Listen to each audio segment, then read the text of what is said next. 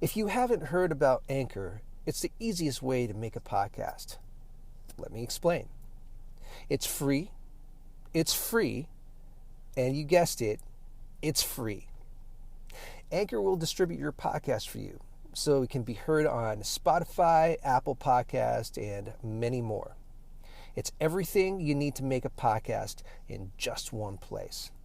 So download the free Anchor app or go to anchor.fm to get started.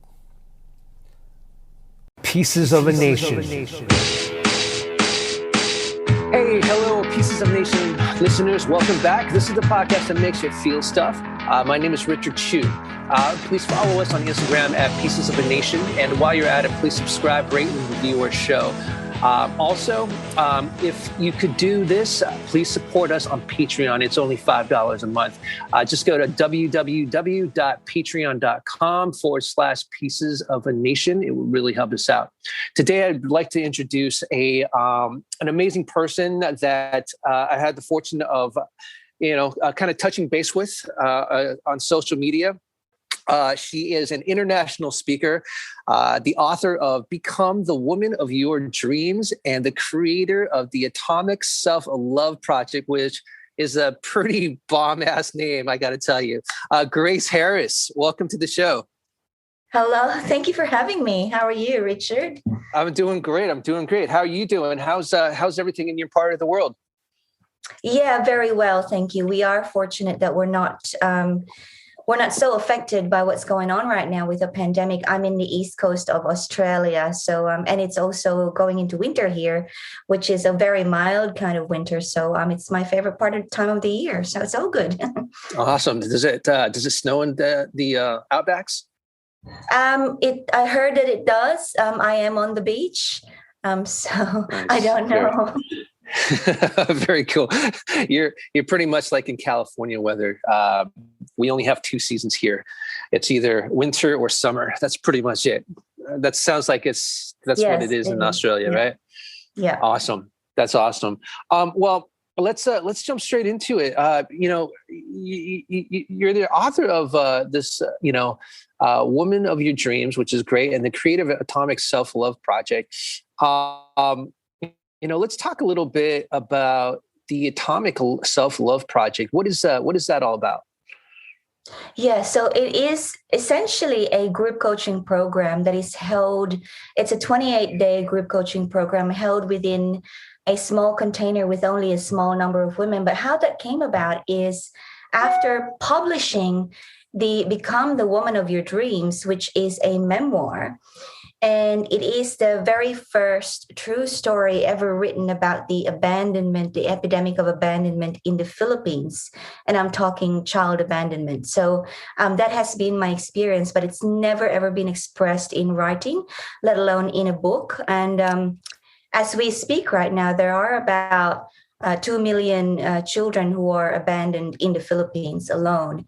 And wow. while most of these children's fates are largely because that their parents have decided that they have no means to raise these children, there is a fraction of those abandoned children that came from middle-class families, children who have parents who can afford and have the ability to raise them. But for some reason, they have made the decision to let go of the responsibility of raising the children. And so I am one of those kids.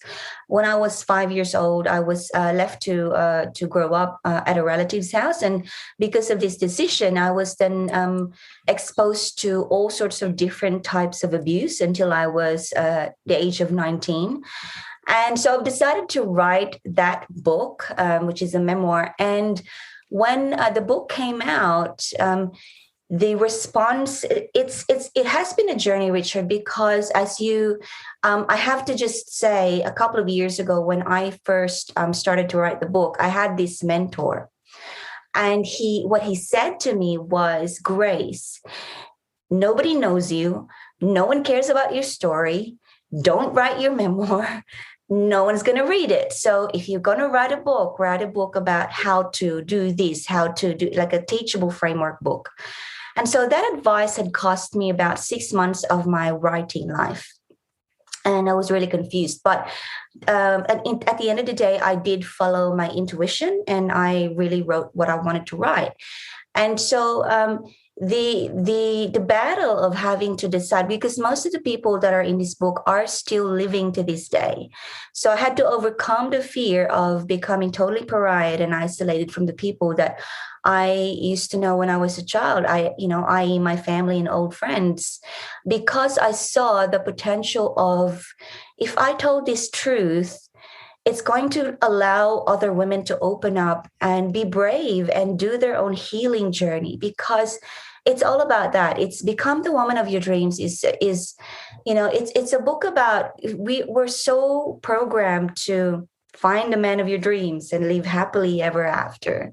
But the truth is that you're never going to find anyone or anything unless you become the woman of your own dreams first.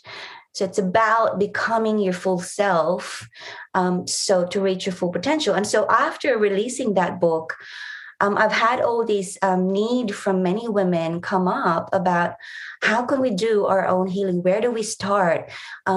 I don't even really know that I can do this. And so then I created the Atomic Self-Love Project. And it's a real fun, small container. And we do it once every 6 weeks. It's a 28-day program, and very, very transformative kind of program. And that's what it is. Wow. That was, that's really insightful. You're talking about really loving yourself first, which is true, because the foundation, without fully loving ourselves, when that's shaky, then all the love in the world can't really be able to sustain that. Right. So that's definitely, that's an amazing step. Now, I'm curious about a couple of things, because you mentioned that you were part of the child abandonment. I don't want to. What would you call this? Not the journey, but or a movement. But what would you call it? Child abandonment experience. Thank you so much. So the child abandonment experience, and it's insane to hear this, because I'm sure many other parts of the world have this similar experience, but to understand that the Philippines have over 2 million children that go through this, that's wow, that's mind blowing. So how does that, in your experience, how does that affect the child human psyche, right? Yeah. I mean, obviously we can assume there's many things that can happen, but that in that moment for you, how did it affect your psyche, and how did you find your way out of it? Yeah. What a brilliant question, but it's also a very, very big question. And it's the correct question, Richard, when you say in your experience, because the truth is it's going to affect different people in many different ways. And so I can only illustrate what happened for me. And yes, it's definitely the psychology that gets fractured first and foremost. In the book itself, there is a chapter when, on the very day that I was actually abandoned, and so it was just a regular day. I was told to get dressed. We are going to go and visit your grandmother.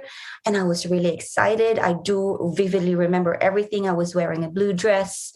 It was my one and only going out dress, and I was excited. But the very moment we got there, I was told, you stay here. I'll come back for you this afternoon. That was my mother saying to me. And because that's what she said, I went about my business of having fun. And in the afternoon, I started to get tired and started to wait for her. And there was this process, like a couple of hours, when I was visually waiting for her at the end of the street, staring from the top of the street, counting the number of tricycles, which is like a public utility vehicles, passing by, and thinking to myself, that's my mom. And then there was a moment when the sun was going down, and I looked up to the sky where it was blue all day. It was starting to get gray and darker. And I vividly remember this moment when I just realized she's not coming back. And the first it was a couple of days, or 2 or 3 days after, when I found myself, doing extreme physical hard labor. And this was like washing clothes, and I had to use my fists, and I was like a very small, skinny 5-year-old, and I was being told to do it. Someone was standing over me, forcing me to do it. And I remember, and this is the psychology part. I remember I remember standing from where I was sitting down on that little wooden platform, walking away from the basins and the water and the detergent and everything. I walked away, and as I stepped away, I turned around 180 degrees, and as I looked back, I saw my little self. She was just holding back tears, unable to understand, just in terror. And it was for the first time I had my very first out of body experience, and it was born out of sheer terror, out of sheer confusion. And that's how in the book I talk about this entity that was born from within me, and I called her Pandora. And she became my warrior. She became my protector. And what happened was the inner child had been put away for safety, to protect her sanity. And this thing was born where she wasn't of any linear age. She wasn't 5 or 95 years old. She was just like born from pain. And the more trauma, the more abuse, the more pain she was subjected to, the stronger she became. And it wasn't until I was in my mid to late 30s when I was finally able to identify why, for the love of Christ, I am so successful in everything else. But when it comes to love and relationships, everything just falls apart on me. And it was because of this self-sabotaging mechanism that was really good at everything else, except about matters of the heart and soul and just loving yourself. Wow. This you called her Pandora, the energy, right? Yes. Yeah. The energy, Pandora. And it's amazing at that young of an age, you were able to really be aware of that energy. I think it's important to understand that when you're that young, you're not only is someone that young so impressionable, but the awareness of the things around them can be magnified, right? And for you in that instant, it just came to the point that you were able to see outside yourself, but also understand that there was this energy inside of you that I would personally call it like courage, right? Because whenever certain things would happen, that negative energy would kind of feed that courage to help you become stronger each day and create some sort of strength for yourself, right? And so kind of guide us through when you realize that your foundational understanding of relationships, you realized that it was completely fractured. How did you rebuild that? Yeah, sure. I can tell you that. But you mentioned something that was very important about this energy can be translated into as some kind of a courage. And that is true. And I just wanted to go back to something that you said before, that it was kind of amazing how I've been able to be aware of the energy Pandora as young as when I was 5. See, the truth is I wasn't. And here's the thing, I wasn't consciously aware. I don't know if you or the people that are listening to this, I'm sure you have heard of the notion or this study that I've been doing for the last 40 years about a split personality disorder. I'm not saying that I do have that, and I've never actually been diagnosed of any kind of personality disorder, but it worked in that way because when I started my integration and when I started my healing and when I was writing the book, I could vividly recall every contrast of every beautiful as well as ugly experience. And if you read the book, You see, I could, there's things that when I was writing the book, there were moments when I wanted to just curl up in a fetal position, because there was things that were coming up in my memory that I didn't even know I remember, and I didn't necessarily want to recall them personally, but they were there and they deserved to be told. And so there was so the psychology itself had fractured in a way that it would work for me on a daily basis. So there were times when I was safe. I'd go out to an open field and there was no one to oppress me. I was by myself. And so I would release the happy me. I remember just, playing and being happy and being joyful. But whenever I went back into that house of hell, it was a different kind of child. And the healing part, the integration part, is that that's when I was able to identify, hang on, there's a distinct two sides here. And even before I was really able to see it clearly for myself, my own children, so they are now 16 and 19 years old, but I was a single mother for a long time. My own children would tell you that whenever I would, get overwhelmed by anger, fatigue, stress, and all of those things, I would change into something that they wouldn't really know, like physically, it doesn't look like me. And I'm like, that's crazy. You're just making that up. But that's what I used to say, right? But it wasn't until, the awareness was very slow, Richard, and I'm so passionate in helping women right now to develop a quick and acute awareness of their self-sabotaging mechanism. Because for me, it took a long time, like over 2 decades, and that's a long time. And the first thing was I got married, and the marriage was very abusive, and I tried to take my own life during that marriage. And I've woken up in a hospital after 72 hours of not knowing what happened. I was in a coma. And then I went into another toxic relationship, and it was my second near-death experience that triggered the healing.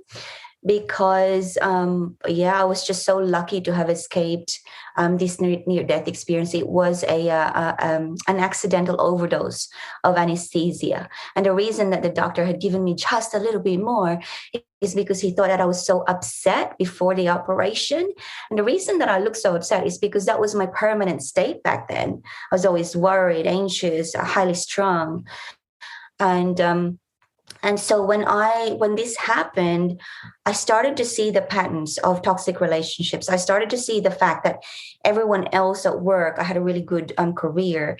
No one would ever guess that I was going through these things. So there was this definite contrast. And I started to realize, hang on a second, this cannot be the life, the future for me. I cannot live like this no longer. And so I started to think about what was the weakest link, which was the ex-boyfriend at the time. I let him go, and I went through all this cleansing and purification, people turning their backs on me and whatnot. And so I've lost so many people before I regained the right people. And then I spent probably about 2 years just resuscitating my energy. I took up pole dancing. Like, I have no strength whatsoever. I'm not even sporty, but I took that up because I was really determined to align the strength of my body with the strength of my mind. And after 2 years of doing that, I let go of the need to be with a man. Like, I just was starting to become the woman that I envisioned myself to be. And when you get to that place, when you release the need for anyone else to complete you because you feel that you are enough, then boom, just the right one comes along. And then I met my partner who had spent 10 years doing yoga, just rehabilitating himself as well. And he really helped me in my full growth. And the entire integration took a couple more years, but a very, very important part of that, which I do now for my students, is the inner child healing, which is I don't believe that you can see this thing about self-love. The misnomer, the myth about self-love is that people believe that it's something that you can acquire from the outside and give to yourself, like, I don't know, a manicure, a massage, an adventure, an experience, a person to tell you that you are, to affirm you. And you know, it's like an outside solution to an inside problem. And that's why for most people, self-love experiences don't work, because really it's an inside to outside job. It's like you got to work from the inside. You don't need no massages, no travels, no, you don't need no shopping, nothing like that. It's about going inside. It's a journey. And that's really what atomic self-love is.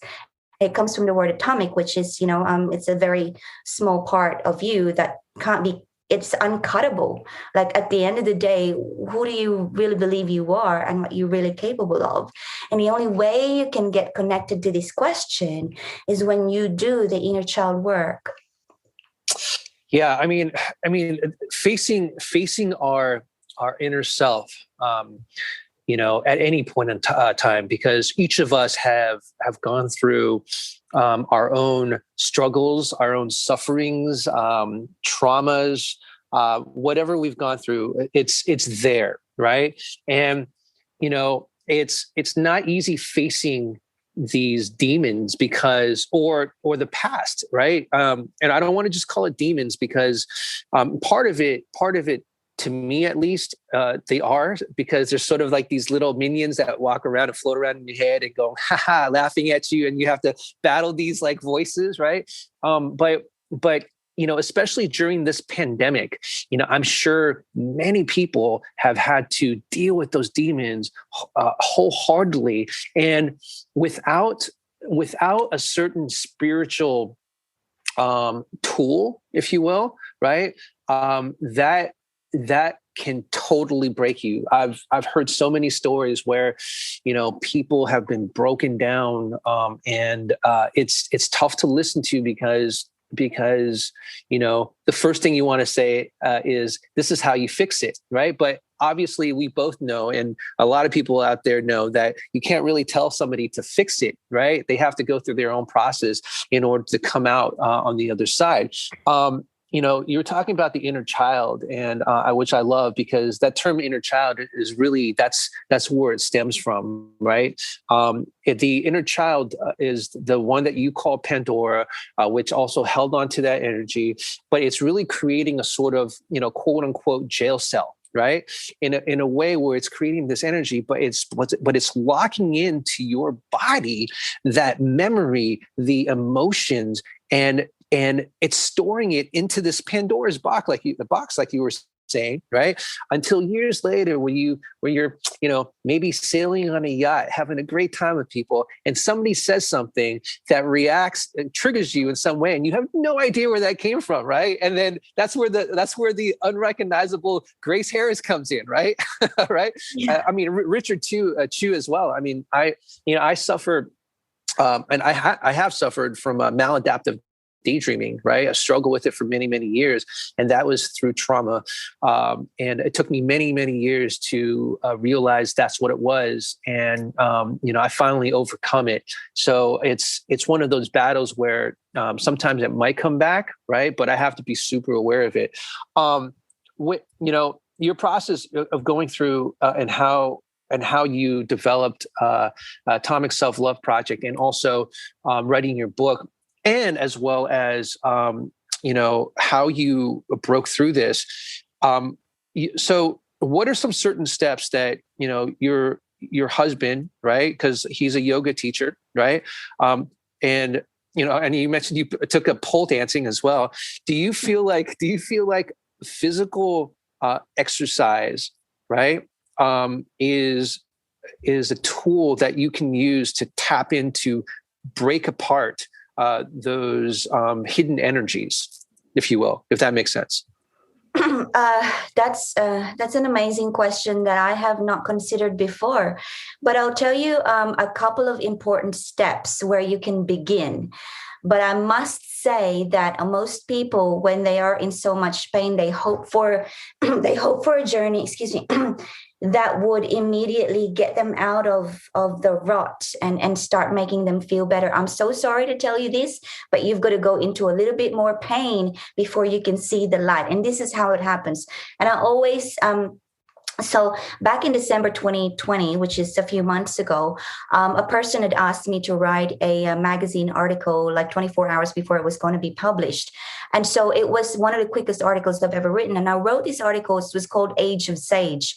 And basically, the essence of the article is that when we are wounded, physically wounded, for example, if you burn yourself on your skin, the first thing that you do to heal is to cleanse that wound, to clean it, literally clean it from the outside. And then you will then put whatever you have to put on it and allow it to heal in its own time, cellularly from the inside.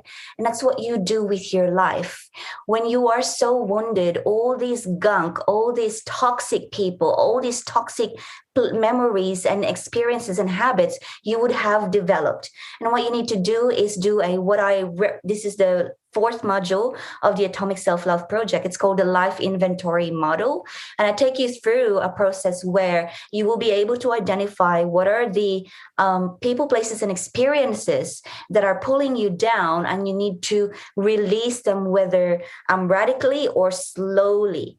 And so that could be a person, that could be a relationship, that could be a habit, a literal habit.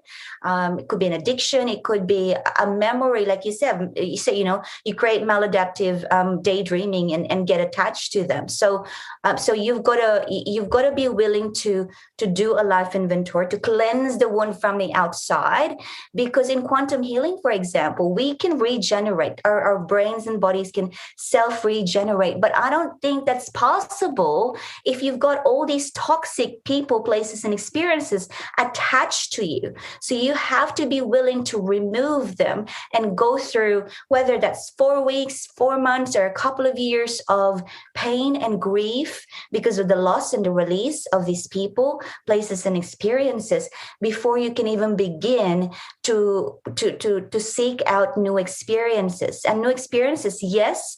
Now, I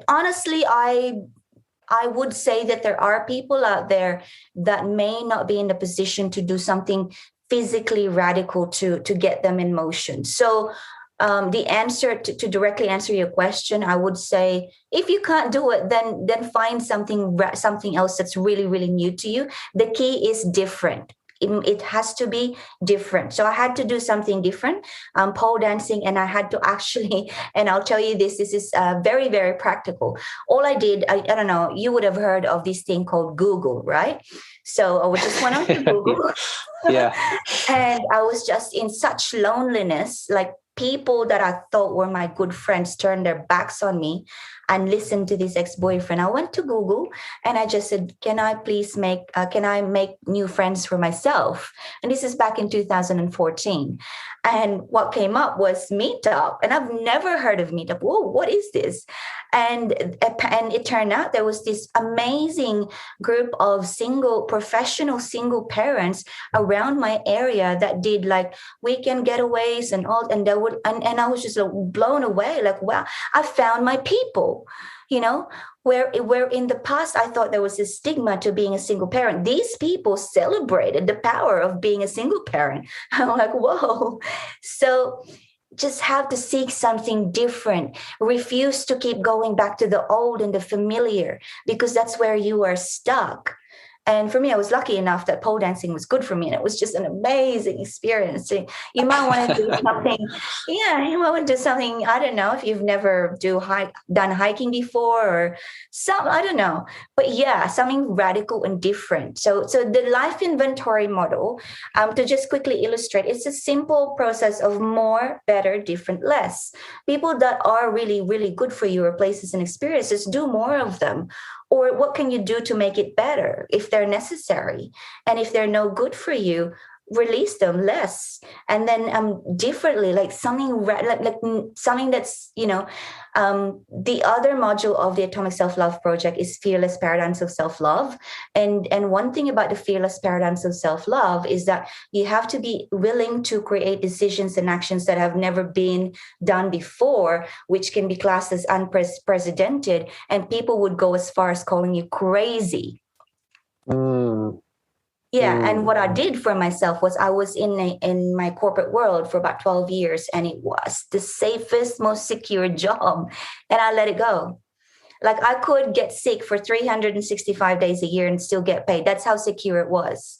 So you Wow. can imagine my friends at work had called me crazy, like you are crazy. But it was eating my soul, and I wanted to do something that's really good for my soul, which is to get into the industry of personal development and and coaching and speaking and writing a book. And it just really, really changed Grace Harris. Yeah, I mean, taking a risk and being crazy, especially when you have a salary that's you can depend on. Of course, people were going to say, "Well, what else are you going to do? I mean, how else are you going to make money? You're nuts for leaving this job because you can just be sick for 365 days a year and still get paid. Why would you leave something like that, right? Yeah, that's insane. When we're completely trapped by the idea of money, that's when the disease starts to happen, right? Now you mentioned that because you answered my question about the exercise and being active and all that. I'm really curious. When people are going through certain things like this, how would they, with your advice, I guess, right? With your perspective, how would they dig in and face their fears? How would they dig in and find those memories? And when those memories rehash, how would they be able to, embrace it and deal with it? Right. Because sometimes those memories can be disturbing, destructive. It can lead us to a lot of drinking or drug taking, substance abuse, just to numb ourselves. So when a person's able to find that, those things and they start to surface up, how can we be delicate with it and take care of those without damaging our soul? Yes, so important. That's probably one of the most foundational things that you need to have is how do you police yourself so that you don't keep going back to the old patterns of belief. And I can only demonstrate to you how I've done it. And it's part of what I teach in the Atomic Self-Love Project again. And I call it transformative journaling. And all that it is that you can call it writing, diarizing, whatever. It doesn't matter what you call it. But it's all about getting into the habit of, number one, accepting that your thoughts are not you. Like my thoughts, I am not my thought. Like I am more than my thought. So it's just, first of all, accepting that when you're, and this is true, so many people like they have thoughts that are just really scary, right? So I have a client, for example, she went through so much PTSD, and there was a few years block of time in her life where she would sit, for example, in a restaurant, and this can be graphic, just to warn people. She would sit in a restaurant, and she would with the intention of eating a meal, and she would look around, and the next thing that her mind would be thinking is that I'm going to go up there and cut that person into pieces. Like that would be the mild version of the thoughts that goes through her head. And so to actually identify yourself as that kind of person thinking that is the worst thing you can do, because the truth is that that's just your programming. That's just your mind, and your mind is the first thing that's fractured by all this trauma. The fact that you are suffering from those experiences means that you have a soul. It's the incongruence of your mind, the traumatized mind, and your soul that's causing you pain. And therefore, you must be willing to acknowledge that these thoughts are just thoughts. You are bigger than your thoughts. So it's like you are the sky and your thoughts are the clouds. Let them pass. Let them pass. And the next thing is to develop the acuity of replacing the negative thought with a positive thought. Now, if you are out and about and you don't have your journal, use your phone. because you need to be able to galvanize the energy of transmuting a negative thought to a positive thought. So if you say to me, I'm really bad at policing my negative thoughts, okay, then fair enough. You then develop a morning routine of gratitude, affirmation, and intention. And even when you can't find anything to be grateful for, feel the air in your lungs, feel the breeze on your skin, use your five senses to just realize that, God, I'm still here. After all that I've been through, just be grateful for something every day. Know that someone is, that it's while there is life, there is hope. That's what Stephen Hawking said, didn't he? Like when people were questioning his theory, the answer was very, very much away from the theory itself. He actually said, while there is life, there is hope. And so that habit of being so committed to yourself, and it's a boring thing. Most people say to me, to have a morning routine of gratitude, affirmation, and intention, because it doesn't have to be. It's boring, yes, but the effect of these types of reprogramming is just so immense that one day, and this is how you know that it's working. Because if you do it, for example, for like 14 days, or let's say 28 days, if you've been doing it for at least 2 weeks religiously every day, and then one day you go to work and someone triggers you, where normally you would have like jumped at them and slashed their throat, like this is extreme, obviously.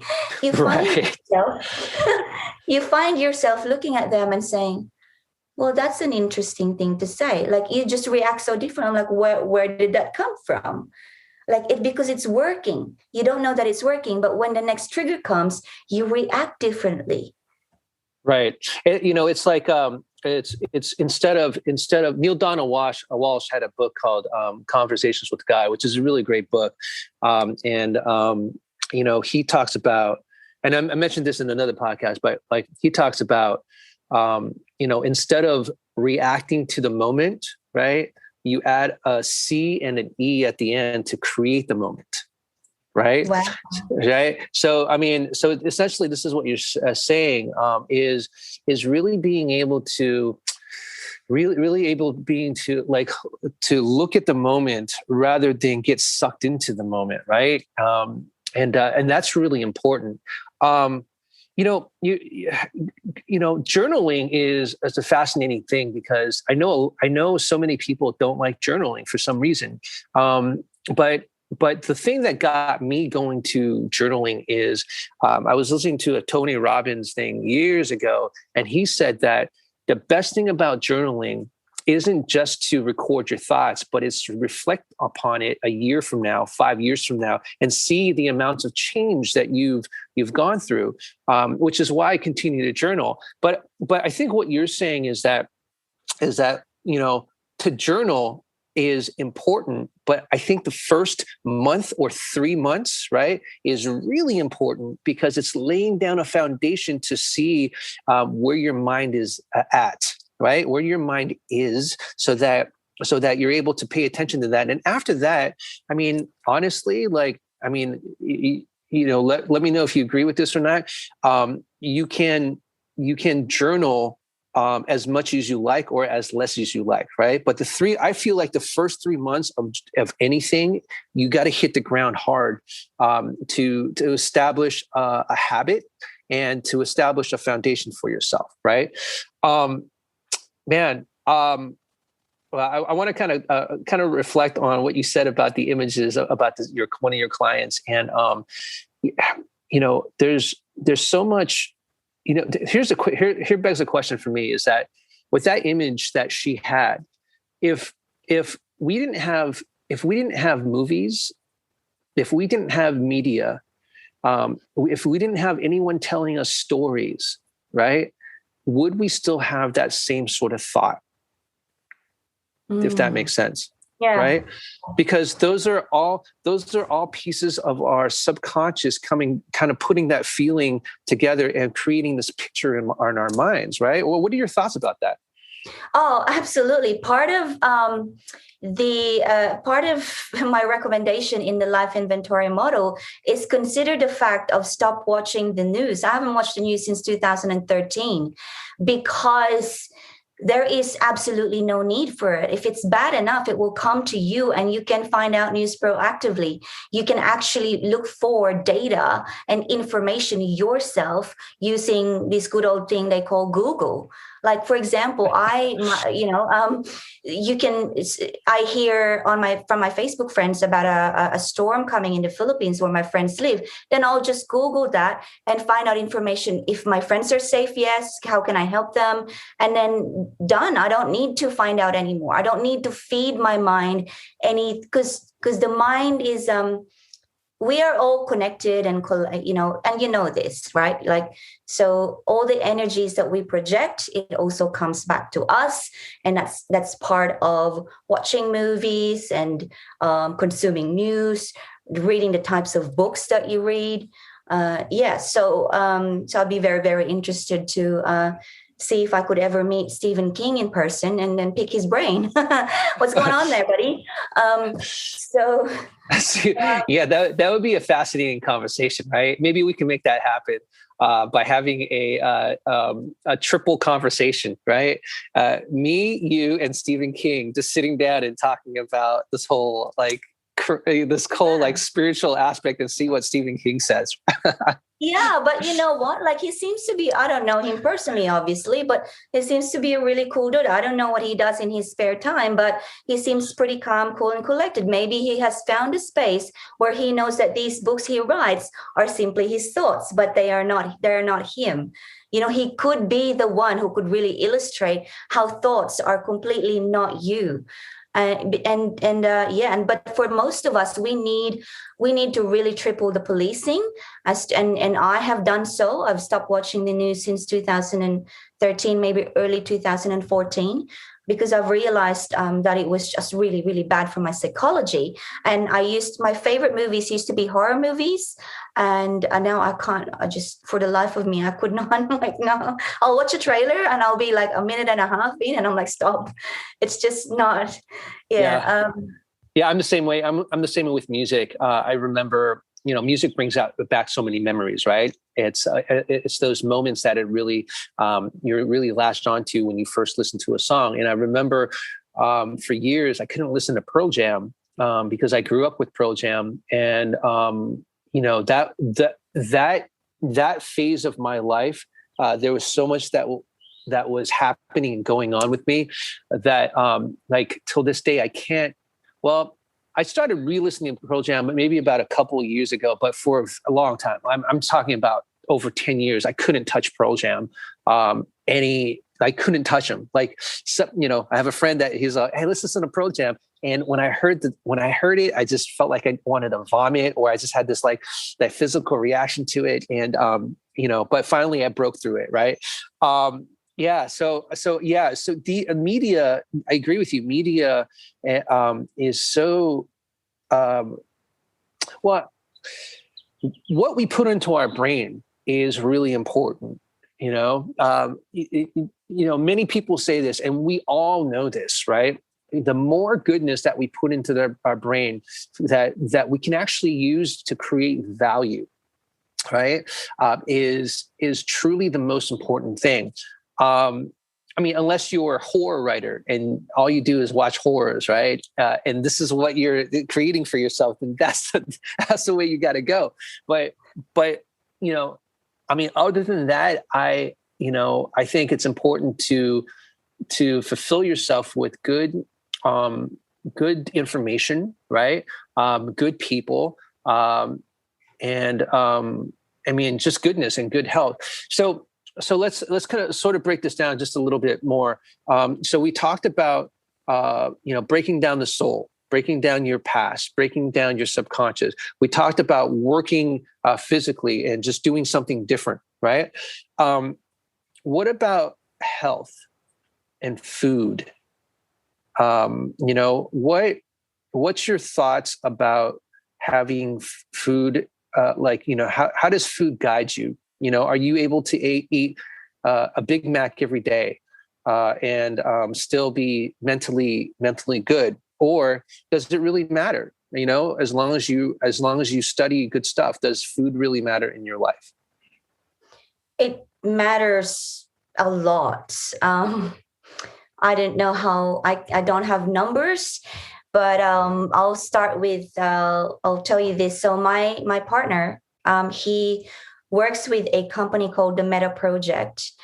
And what they've discovered is that the type of food and the time that you eat a certain type of food affects exactly what you do during the day and how productive you're going to be. And I've been lucky enough that I grew up in the Philippines where we mostly ate staple food.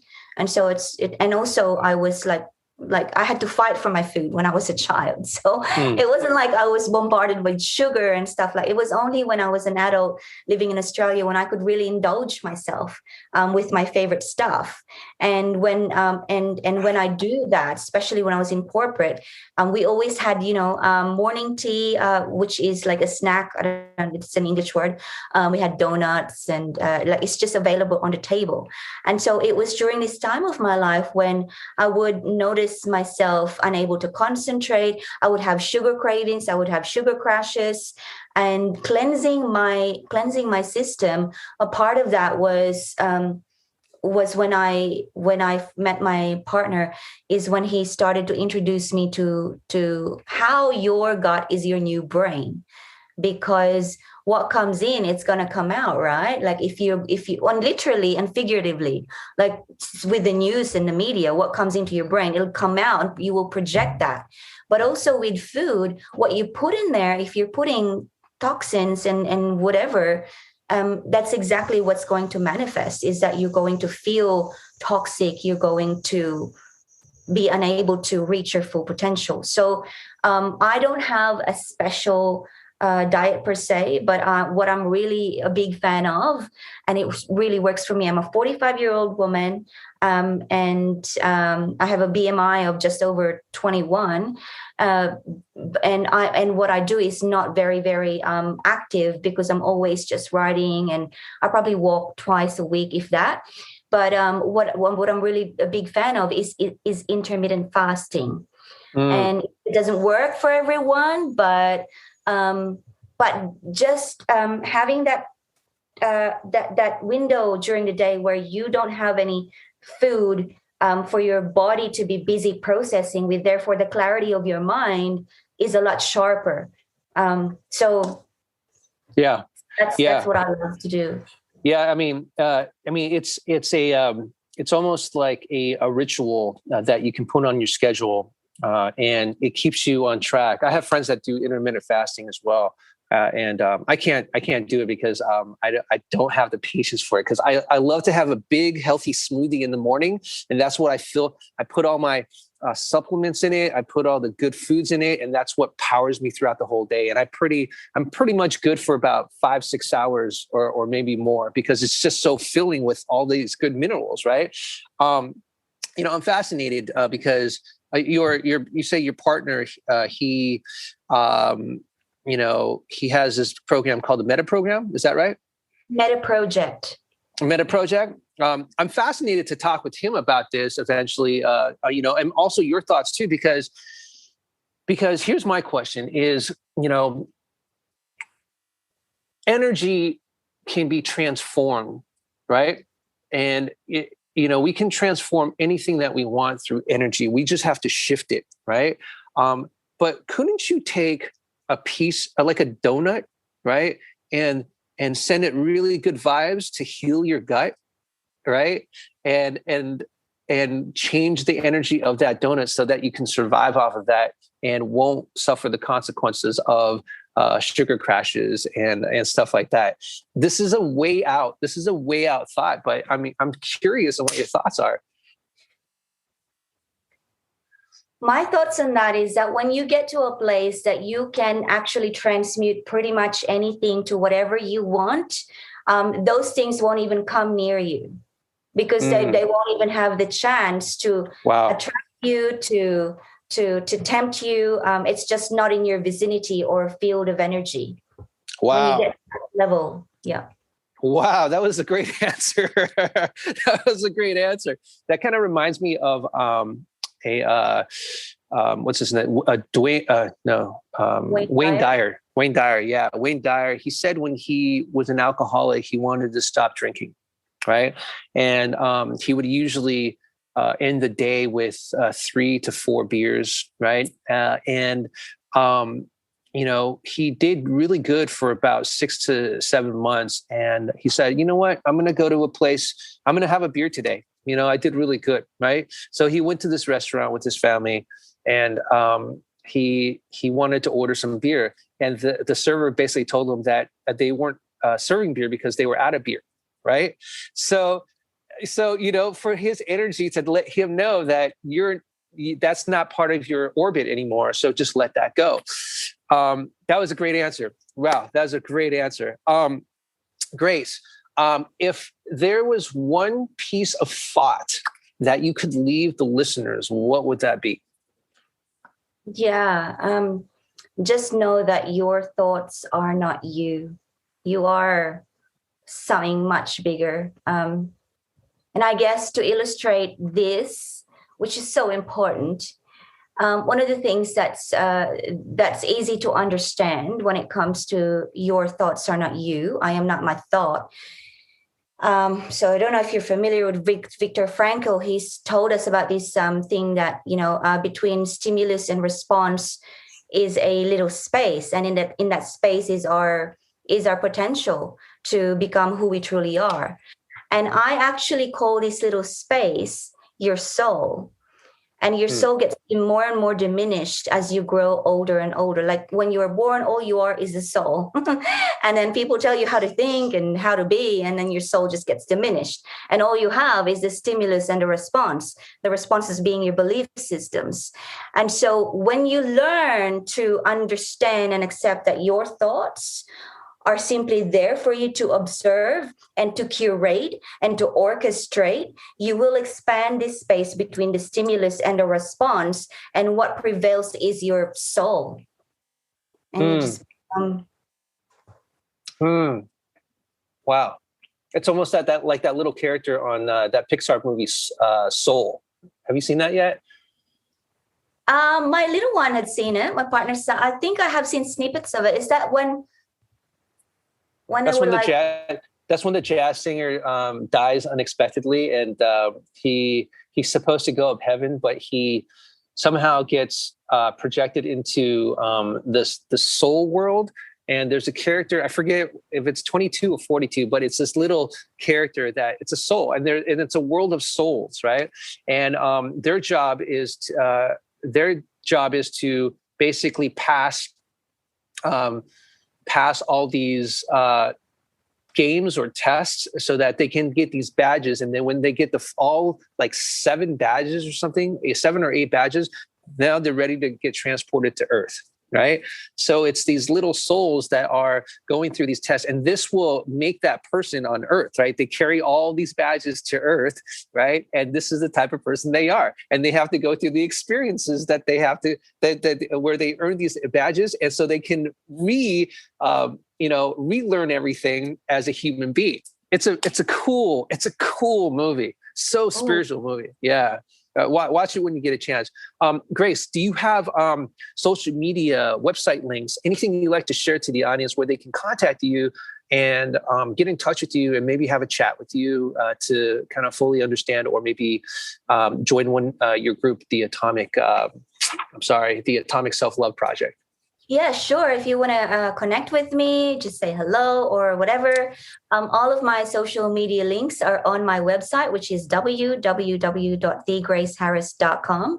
You can also look up my book there. So that's www.thegraceharris, if I can spell my own name, .com. So it's basically www.graceharris.com. There's a THE, The Grace Harris. TheGraceHarris.com. Yeah. Got it. Okay, sounds great. Grace, thank you so much for your very mind elaborated conversation. I'm being really pretentious right now because he's trying to come up with all these words, but no, this dialogue was truly amazing, and I definitely appreciate your time. Me too. Thank you so much for having me. It was so much fun. Awesome. Thank you so much. Peace out. I'll talk to you soon. Okay.